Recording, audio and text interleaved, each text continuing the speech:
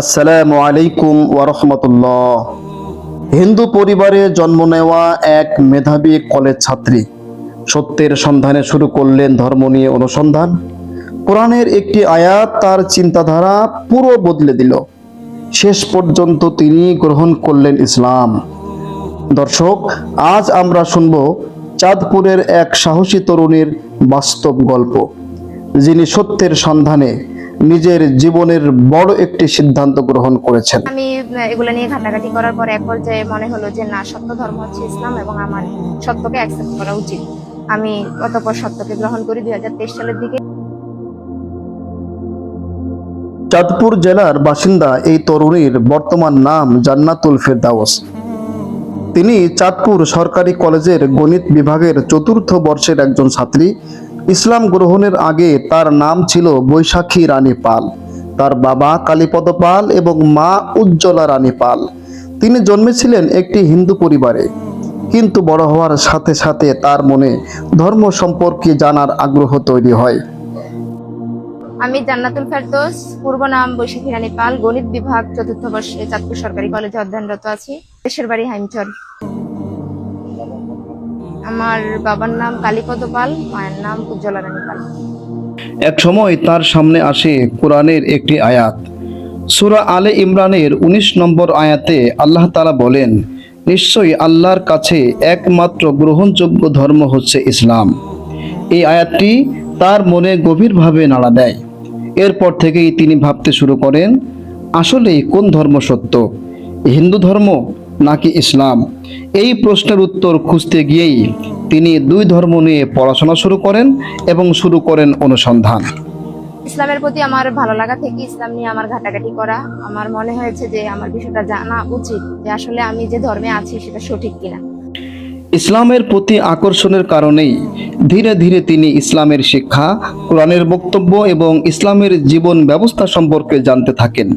তিনি উপলব্ধি করেন ইসলামের শিক্ষা তার হৃদয়কে গভীরভাবে স্পর্শ করেছে। ইসলামের সরলতা, একত্ববাদ এবং মানবতার শিক্ষা তাকে মুগ্ধ করেছে। অবশেষে সত্যকে গ্রহণ করার সাহসী সিদ্ধান্ত নেন তিনি এবং স্বেচ্ছায় ইসলাম ধর্ম গ্রহণ করেন। আমি এগুলো নিয়ে ঘাটাঘাটি করার পর এক পর্যায়ে মনে হলো যে না, সত্য ধর্ম হচ্ছে ইসলাম এবং আমার সত্যকে অ্যাকসেপ্ট করা উচিত। আমি অতঃপর সত্যকে গ্রহণ করি 2023 সালের দিকে। ইসলাম গ্রহণ করার পর তিনি কিছুটা নিরাপত্তাহীনতার মধ্যে পড়েন। এই কারণে কিছুদিন তাকে আত্মগোপনে থাকতে হয়। এ সময় তার পরিবার তার বিরুদ্ধে থানায় একটি জিডি করে। পরবর্তীতে তিনি থানায় উপস্থিত হয়ে পরিষ্কারভাবে জানান, তিনি সম্পূর্ণ স্বেচ্ছায় ইসলাম ধর্ম গ্রহণ করেছেন। কেউ তাকে জোর করে বা প্রলোভন দেখিয়ে ইসলাম গ্রহণ করাননি। কোনো প্ররোচনা কিংবা কারো কোনো প্রেম ঘটিত কোনো কিছু, এই কারণে আমি এখানে আসিনি। সম্পূর্ণ নিজ ইচ্ছায় আমার এখানে আসা। যোগাযোগ মাধ্যমে এটা জানান দিয়েছি এবং এরপর আমার কাছে কিছুটা নিরাপত্তাহীন মনে হয়েছে, মানে সিকিউরিটির অভাব ফিল করছি। এজন্য আমি কিছুদিন একটু আড়ালে ছিলাম, সেজন্য আমার বিরুদ্ধে জিডি করছে। কিন্তু গত 2 দিন আগে আমাদের কলেজের ইফতার মাহফিলে আমি সেখানে উপস্থিত হয়েছি এবং সবার সামনে আমি তখনও বলেছি এবং আমি এখনো বলতেছি যে স্বেচ্ছায় আমি এই ইসলাম ধর্ম গ্রহণ করেছি। এবং তখনই আমি আমার ভাইয়ের সাথে কথা বলেছি, জানান দিয়েছি যে আসলে আমি নিজ ইচ্ছাই এক পরিচিত একটা জায়গায় আর কি আমি ছিলাম এতদিন।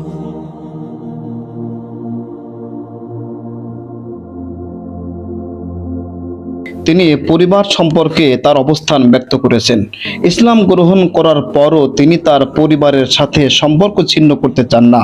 তিনি চান তার পরিবারের সাথে সম্পর্ক বজায় থাকুক। এখন আমি আমার নিজ জিম্মায় আমি থাকবো, কারণ আমার আসলে ফিরে যাওয়ার কোনো সুযোগ নেই। তবে ইসলাম সম্পর্ক নষ্ট করার কথা বলে না, আমি তাদের সাথে সম্পর্ক ছিন্ন করতে চাই না।